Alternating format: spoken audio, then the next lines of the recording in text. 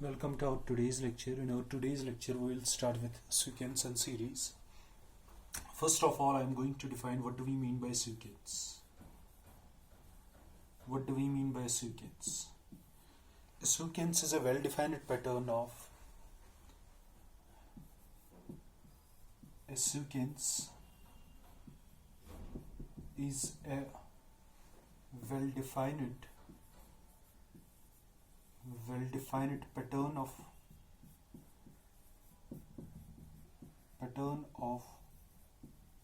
numbers or letters. मगर जब मैं कहता हूं well defined, what do we mean by well defined? Well defined का मतलब है क्या? जब भी मैं कहता हूं well defined, what do we mean by well defined? Well defined का मतलब है क्या? मतलब फॉर एग्जाम्पल अगर मैं इस तरह लूंगा, मेरे पास एक कलेक्शन है या पैटर्न ऑफ नंबर्स है. For example 2, 3, 5, 7, 11, 13, 17, dot dot dot. This is a pattern of numbers. But what is the well-defined property? Well-defined property ये हो गया कि ये जो मेरे पास कलेक्शन ऑफ नंबर्स है या पैटर्न ऑफ नंबर्स है, they must enjoy some well-defined property. The well-defined property is that every member of this collection is a prime number. जो कोई भी मेंबर इस कलेक्शन का है वो एक प्राइम नंबर है. मिसाल के तौर पर अगर मैं 2 की बात करूंगा, इट्स अ प्राइम नंबर. 3 की बात करूंगा, इट्स अ प्राइम नंबर. सो एक पैटर्न ऑफ नंबर्स हमारे पास है and together there is some well-defined property. The well-defined property is that every member of this collection is a prime number. So according to my definition, this pattern is a sequence. ये मेरे पास एक sequence है. Likewise, this was example 1, this is example 2. मेरे पास अगर इस तरह है 1, 4, 9, then after I have 16, then after I have 25, dot dot dot. मेरे पास दिस पैटर्न ऑफ नंबर्स है. सो ये जो मेरे पास पैटर्न ऑफ नंबर्स हैं, तो मैं कह रहा हूं that this pattern of numbers is again sequence because it enjoys some well defined property. What is the well defined property? The well defined property is that कि every member of this sequence can be written as the square of some natural number. Can't we write 1 as 1 square? Can't we write 4 as 2 square? Can't we write 9 as 3 square? Can't we write 16 as 4 square? And can't we write 25 as 5 square? So ये भी मेरे पास एक sequence है. And the well-defined property is this कि every member of this collection can be written as the square of some natural number. ठीक है? So it is again a sequence. ये भी मेरे पास एक sequence है. is a sequence. ये भी मेरे पास एक sequence है. ठीक है? So likewise और एक example मैं देता हूँ. For example, I have a sequence. मिसाल I have a pattern of numbers 1 divided by 2. Then after I have 2 divided by 3. Then after I have 2 divided by 3. Then after I have 3 divided by 4. Then after I have 4 divided by 5. Dot dot dot. Can you guess that this pattern of numbers is sequence or not? Yes, it is a sequence because every member of this collection can be written as n divided by n plus 1. For example, अगर first member मुझे ढूंढना होगा, आप n का value 1 डालिए तो बनेगा 1 divide by 1 plus 1 is 2. अगर सेकेंड मेंबर मुझे ढूंढना होगा, आप n का वैल्यू 2 डाल दीजिए तो अब आएगा 2 divided by 2 plus 1 is 3. Third member 3 divide by 3 plus 1 is 4. So this sequence of numbers, या pattern of numbers is again a sequence. Because every member of this collection can be put in the form of n divided by n plus 1. n divided by n plus 1. So ये जो मेरे पास pattern of numbers है, ये जो मेरे पास pattern of numbers है, they are all sequences. ठीक है? So we are somehow comfortable with the definition of a sequence. Likewise, we have one more type of sequence. For example, this sequence I would like to discuss with you people, the sequence of Fibonacci numbers. जिसकी पहली term इस तरह हम लेते हैं, sequence 1, then after I have 1, then after I have 2, then after 2 plus 1 is 3, 3 plus 2 is 5, 5 plus 3 is 8, 8 plus 5 is 13, 13 plus 5 is 21, dot dot dot. So ये जो मेरे पास sequence of numbers है, pattern of numbers है, this is a sequence, is a sequence. ये मेरे पास एक sequence है, called Fibonacci sequence, called Fibonacci sequence. और इस sequence को हम किस तरह मतलब जनरेट करते हैं? पहली दो टर्म्स इसकी 1 और 1 में रख देता हूं. जो अब इसकी तीसरी टर्म है, that is the sum of the previous consecutive terms, means 1 plus 1, that is 2, and this term 3, it is the sum of the two previous terms, 2 plus 1, that is 3. Likewise, if I need to find 5 can be written as the sum of the two previous terms, 3 plus 2, that is 5. 8 can be written as 5 plus 3, that is 8. 13 can be written as 8 plus 5. Likewise, 21 can be written as 13 plus 8. So well-defined property यहाँ पर है क्या? Every term except the first two terms can be written as the sum of the two previous terms. So ये जो मेरे पास एक sequence है, this is called Fibonacci sequence, and this sequence is very क्या कहते हैं इसको? This sequence is very famous in its way of applications in mathematics. One application मैं आपको दिखाऊंगा कि जो कोई भी आप sunflower देखोगे, you count the petals in a sunflower. Sunflower के आप petals count करो, ठीक है? कोई भी सनफ्लावर आप ले लो जिसके पेटल्स गिरे नहीं होंगे, जिसके पेटल्स इंटैक्ट होंगे, then you count the number of petals, that will be definitely some Fibonacci sequence. ऐसा कोई सनफ्लावर देखेंगे ही नहीं आप जिसके पेटल्स 13 और 21 के दरमियान होगा. 14 मतलब जिसके पेटल्स 14 होंगे, because 14 is not A Fibonacci number. Likewise जिसके पेटल्स 21 और 13 कितना हुआ? 21 और 13 हो गया 34. जिसके पेटल्स होंगे 21 और 34 के दरमियान, मिसाल के तौर पर 28. ऐसा कोई सनफ्लावर आप देखेंगे ही नहीं जिसके पेटल्स होंगे 14, 28, because 14 and 28 they are not Fibonacci numbers. So it seems that mathematics occurs in nature also. Likewise जो snail अपना शेल बनाता है, वो भी इसी सीक्वेंस पर अपने शेल की कंस्ट्रक्शन करता है on the basis of the Fibonacci sequence.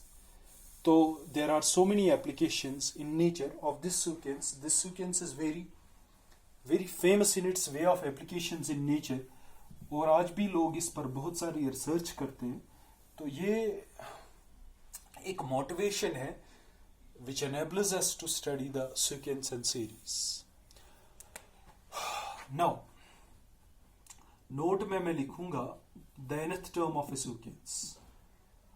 The nth term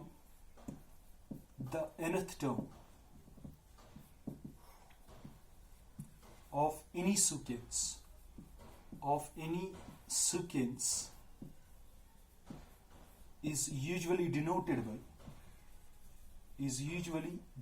by उसको हम usually denote करते हैं denoted by an और tn. ये दो नोटेशंस मेरे पास है. मिसाल के तौर पर मैं आपको कहूंगा मेरे पास एक सीक्वेंस है an is equal to -1 raise power है. इसकी पहली 5 टर्म्स निकालो.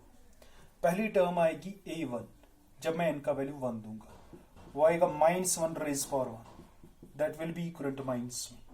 दूसरी टर्म आएगी a2, that is -1 raise power n का वैल्यू 2, -1 रेज पावर 2 हो गया +1. तीसरी टर्म आएगी a3, that's -1 raise power 3, and that's -1 because -1 power odd number is a -1.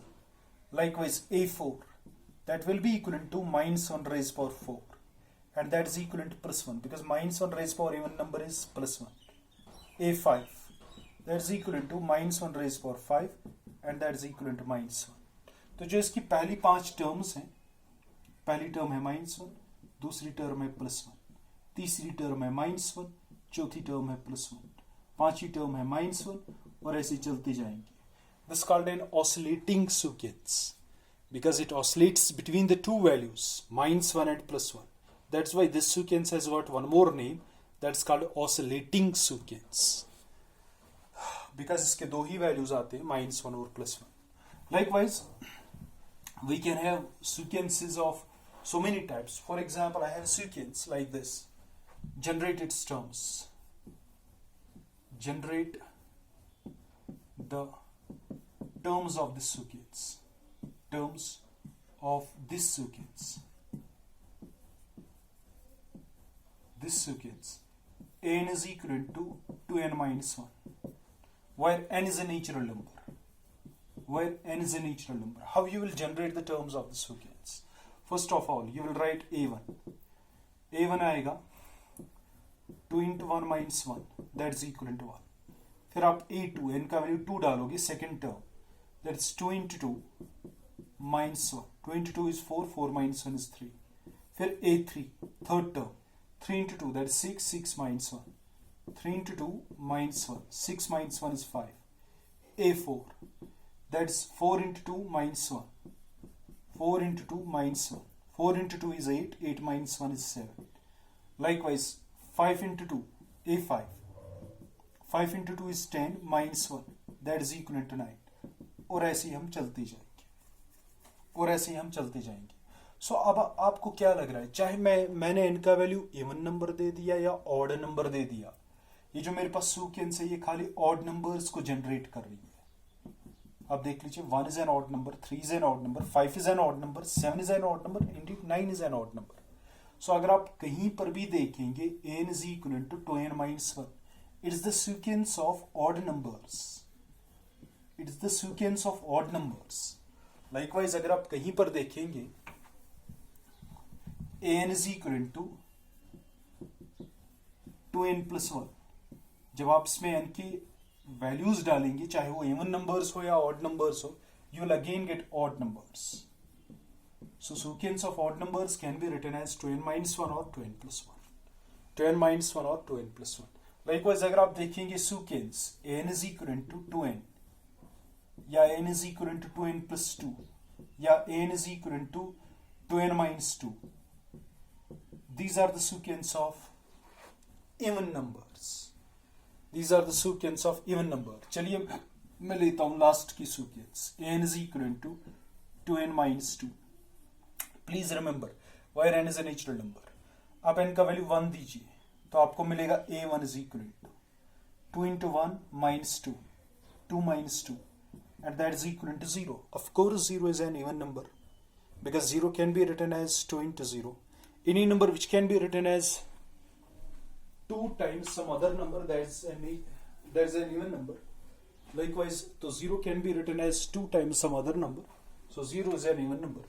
Likewise, जब मैं n का वैल्यू 2 डालूंगा तो मेरे पास आएगा a2, 2 into 2, that's 4, 4 minus 2, and that's equivalent to 2. Likewise, जब मैं n का वैल्यू डालूंगा 3, बनेगा a3 is equivalent to 3 into 2 is 6, 6 minus 2, that is equivalent to 4. जब मैं n का वैल्यू 4 डालूंगा, 4 into 2 is 8, 8 minus 2, that is equivalent to 6. तो आप देख लीजिए इवन नंबर्स जनरेट हो रहे हैं. तो चाहे ये सीक्वेंस हो, ये सीक्वेंस हो, ये सीक्वेंस हो, they will always generate the odd natural numbers. हमारे पास एक जनरल फॉर्मूला है 2n minus 1 और 2n, जिसमें हम n का कोई भी वैल्यू डालेंगे और ऑड नंबर्स जनरेट होते जाएंगे. मगर हमारे पास ऐसी कोई फॉर्मूला नहीं है, अभी तक किसी ने ऐसी कोई फॉर्मूला डिस्कवर की ही नहीं है जिसमें हम n के वैल्यूज डालते जाएंगे और प्राइम नंबर्स मिलते जाएंगे. Nevertheless, so far this formula has been devised some person. Indeed, many persons have tried a lot, but किसी ने भी ये फॉर्मूला नहीं निकाली है, कोई फॉर्मूला n की जिसमें मैं n के वैल्यूज डालता जाऊंगा और मेरे पास प्राइम नंबर्स मिलते जाएंगे. ऐसी कोई फॉर्मूला है ही नहीं. एक मैथमेटिशियन था, उसका नाम था फर्माट. उसने डेवलप की थी एक formula 2 raised power n plus 1. तो उसने कहा था कि ये जो हमारे पास फॉर्मूला है तो ये जनरेट करती है ऑड नंबर्स को, चाहे आप इसमें n का वैल्यू कोई भी डालें. फॉर एग्जाम्पल, जब मैं n का वैल्यू इसमें डालूंगा 0 तो मेरे पास क्या आएगा, A naught is equal to 2 raised power 0 plus 1. 2 raised power 0 is 1. 2 raised power 1 plus 1, that is equal to 3. Likewise मेरे पास जब n का वैल्यू आएगा 1 तो मेरे पास a1 बनेगा 2 raised power 1 plus 1. 2 raised power 2 is 4. 4 plus 1 is 5. Prime number मिल रहा है. जब मैं इसमें n का वैल्यू डालूंगा, फॉर एग्जाम्पल पहले 1 डाला, अब 2 डालूंगा, तो मेरे पास बनेगा a2 is equal to 2 raised power 2 is 4. 4 plus 1. 2 raised power 4 is 16 plus 1. That is equivalent to 17. A prime number I am getting. तो likewise जब मैं बिगर वैल्यूज ऑफ n देता जाऊंगा, मेरे पास कैलकुलेशंस बढ़ती जाएंगी. फॉर एग्जाम्पल जब मैं इसमें n का वैल्यू डालूंगा, अभी मैंने डाला 2, जब मैं 3 डालूंगा, आप देख लीजिए बनेगा 2 raised power 3. That's 8. 2 raised power 8 plus 1. 2 raised power 8 तो मैं ऐसा निकाल सकता हूँ. For example 2 into 64 I think. 4 4s are 16. 256 plus 1, that is 257. Prime number मिल रहा है. मगर जब हम इसमें n का वैल्यू 10 डालेंगे, आप देखो ये कितना बड़ा नंबर बनेगा, 2 raised power 10. और 2 raised power 10 आपको पता है कितना होता है, that is equal to 1024 plus 1. जरा मुझे बताओ 2 raised power 1024 आप निकाल सकते हो. खुद कैलकुलेटर पर कैलकुलेट नहीं कर सकते हो तो खुद करने की बात ही नहीं है. मगर एक मैथमेटिशियन था, उसका नाम था आइलर. उसने इस फॉर्मूला को डिस्प्रूव किया. For n is equal to 13 I think, I am not sure. For n is equal to 13 पर उसने बताया कि ये जो हमारे पास फॉर्मूला है, in those early days in 1886 I think, उसने बताया कि ये जो हमारे पास फॉर्मूला है, does not generates the prime numbers. The formula fails when we put the value of n is 13.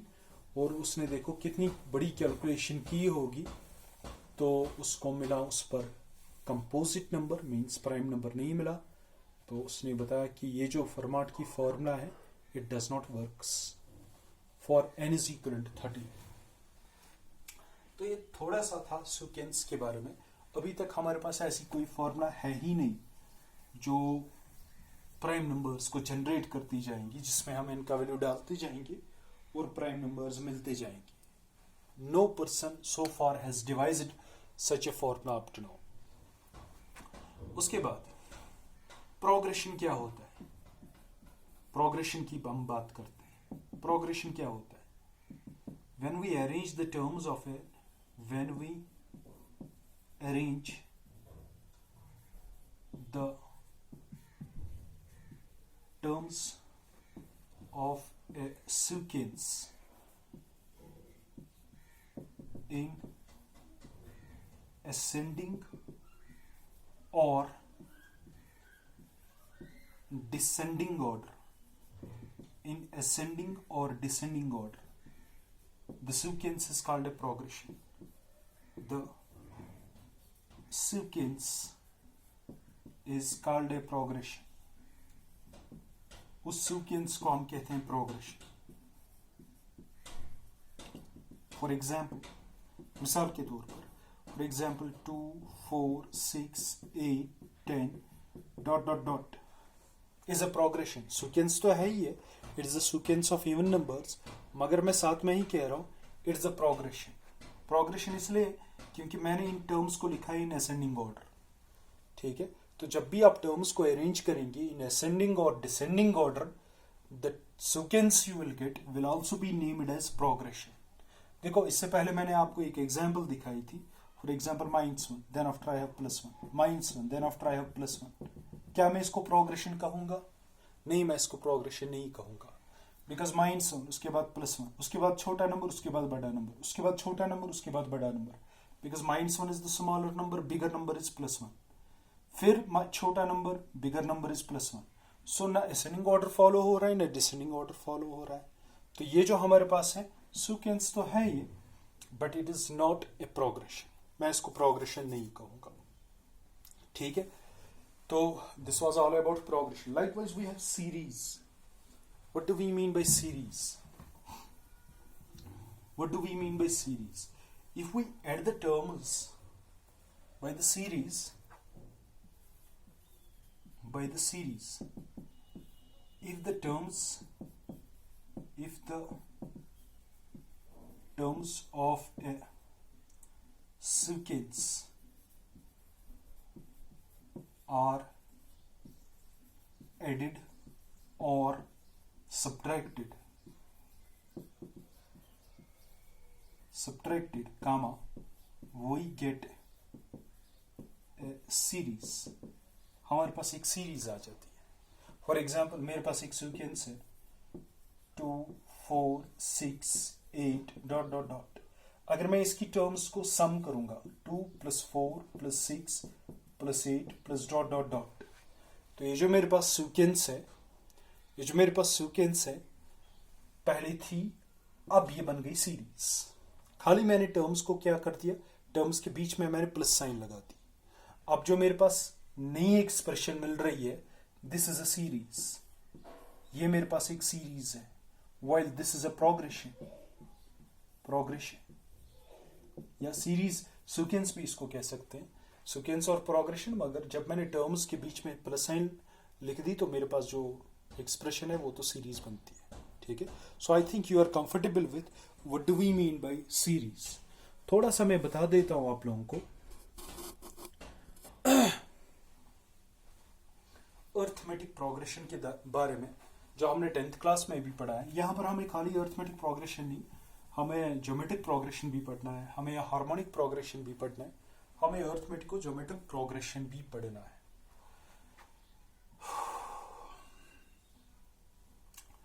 In arithmetic progression, what do we mean by arithmetic progression?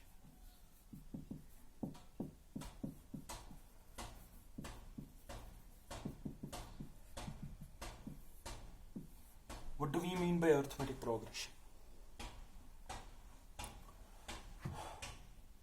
If every term in a series oblique sequence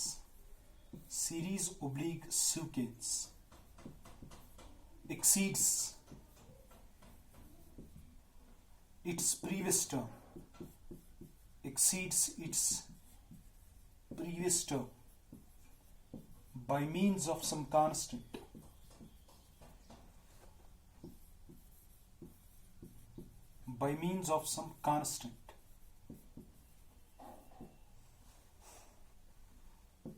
then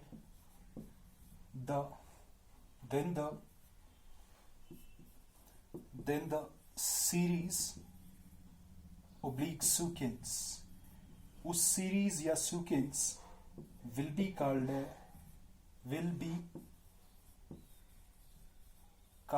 an arithmetic progression. मैंने short में AP लिखा. AP का मतलब arithmetic progression. For example अगर मैं इसकी बात करूंगा, मैं लिखूंगा 1, then after I will write 3, then after I will write 5, 7, 9 dot dot dot. ये मेरे पास एक प्रोग्रेशन है. इसकी टर्म्स को मैं लिख रहा हूं असेंडिंग ऑर्डर में. मैं कहता हूं ये मेरे पास एक अर्थमेटिक प्रोग्रेशन है. By means of some constant if every term except first term के बगैर, accept first term.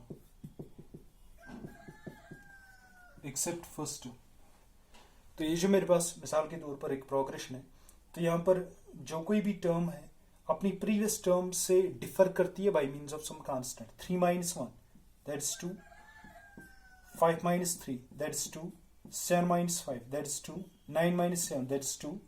So difference between the consecutive terms remains constant. So ये जो मेरे पास सीक्वेंस ओब्लिक सीरीज है, इसको मैं कहूँगा अर्थमेटिक प्रोग्रेशन.